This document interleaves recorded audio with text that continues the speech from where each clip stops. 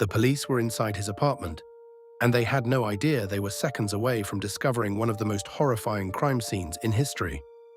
It was July 22, 1991, when officers entered apartment 213 in Milwaukee. They thought they were responding to a routine call after a frightened young man escaped and flagged them down for help. Jeffrey Dahmer stood calmly inside the apartment. He didn't appear nervous. He didn't try to run. He acted as though everything was completely normal. One officer noticed a drawer that contained dozens of photographs. At first, they didn't understand what they were looking at. Then they realized the photos showed human victims. Within seconds, the officers knew they had walked into something far worse than they could have imagined. As they searched the apartment, they uncovered evidence connected to multiple murders. The discovery shocked even experienced investigators and quickly became one of the most infamous criminal investigations in modern history. The most chilling part is that Dahmer had spent years living an ordinary life. He had neighbors who passed him in the hallway. People saw him in stores and on the street. To almost everyone around him, he seemed quiet, polite, and unremarkable.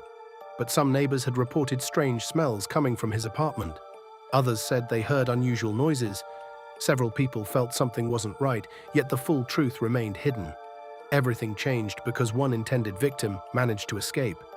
That single escape led police back to Dahmer's apartment and ultimately ended years of violence. The case sparked difficult questions that are still discussed today. Could warning signs have been taken more seriously? Could some lives have been saved?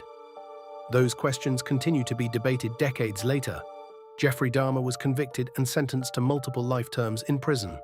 His story remains one of the most disturbing true crime cases ever documented, not because of mystery or glamour, but because it showed how someone who appeared completely ordinary could hide horrific crimes in plain sight for years. And that's what makes this case so unsettling. Sometimes the most dangerous person isn't the one who looks frightening. It's the one nobody suspects.